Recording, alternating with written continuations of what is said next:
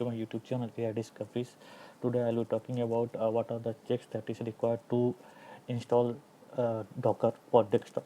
So I'll be walk you through what are the steps. So let me go through that. So I have prepared a PPT where these are the 4 checks that need to be covered while installing the Docker. Docker for Windows. Obviously, when you are not checking all these steps, there will be some issues, there will be some version issue, or there will be some installation issue would be there. So to start with that, obviously, we need to go with the WSL check. So let's start with these checks. So the first would be WSL check, where it will check that what is the version of the WSL it is installed or not, or what is the version it is having it. So let me go through and walk you through how to check that. So let's start with the command prompt. So I already opened the command prompt. In that you can just give the WSL dot exe hyphen version. So it will give you the what is the version of a WSL it is mentioned over there. So if you can see here, this is the version it is installed in my system. If if in your system, if it's not installed with the WSL, you can just give that WSL hyphen install.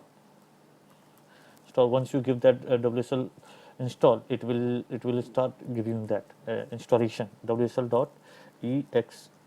Sometimes uh, sometimes in other system it generally directly won't take the WSL. That's why I have given the WSL dot exe. So there are two options: either go with the WSL dot exe hyphen install a version, or WSL hyphen version or install. With that way, it will give you the installation of the WSL. This is the one check we need to capture it. Now let's go with the other option, like how we can check the Windows version. So with that, we can just go with the uh, command window R, and with that you just need to type it WINVER. So it will give you the Windows version. So with that Windows version, you can see here, this is the OS build version 19,045, and the requirement is like 19,044. It is, if it is same or more than that, it would be best for installation, and it will not throw any error. And even for the version of Microsoft OS Windows version, the 22H2, it would be something like, if it is 21H2 or more than that, that would also will work for you. So that is the one scenario. This is the scenario, and I can say that the checklist we need to have it. That is one. And the virtualization check. So in that virtualization check, you just need to check with whether the virtualization is installed or not. So for that, you just need to go to the task manager and open the task manager. You can see that under the task manager, you can go to the performance, and on the performance you can see that the virtualization is enabled for you. If the virtualization is not enabled, in that case you need to enable via BIOS. You need to go to the BIOS system and then update it. So to do that, I'll be explaining that BIOS system, how to do that.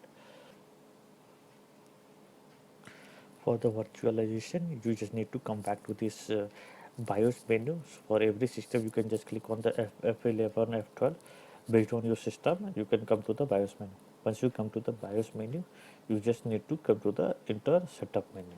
Once you come to the setup menu, you will be able to see that in the config. You will be able to see these options. So you need to come to the configuration. Once you come to the configuration, you will be able to see that Intel Virtual Technology. For my system, it is enabled. For those who are not able to see that virtualization, it would be disabled. So they need to enable those Intel Virtual Technology. Once you're done with that, you just need to come back to the exit with saving changes, and you just need to say yes. And once you save it, it will be enabled for that. So I'll be taking that further. So yeah, this is one. Now with respect to the turn on Windows feature, what is that feature? Is basically in that we just need to check that Linux subsystem. The third requirement Fourth requirement is that turn on the Windows feature check. In that, we just need to go to the turn on Windows feature. So let me come to the turn on Windows feature. Once I come back, I just need to check the Windows subsystem for Linux. So I'll come back, and here I can see that Windows subsystem for Linux is enabled. It for you. If it is not enabled for you, then you can just click on checkbox and then OK, it will be enabled for you. Now once you are done with this requirement and you are done with this check, you just need to come back to this point where there is the official document, official website for the Docker, where you can actually install for your system. So obviously when you are starting with your system, this is for me it's a 64-bit. You can start with that, and once you click on this, it will start downloading it.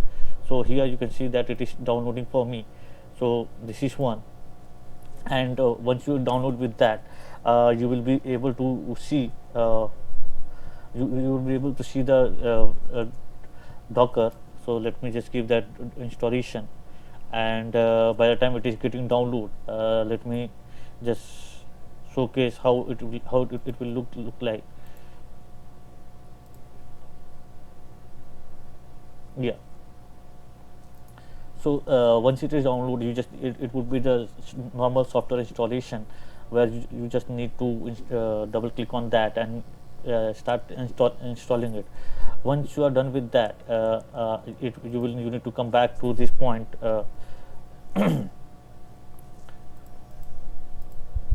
and you will be able to see the Docker desktop. So I already installed those checks and have done those checks. So yeah. So once you open that, obviously you will be able to see this Docker. So obviously it will start something look like this, and yeah. So let's take some time to it is loading it.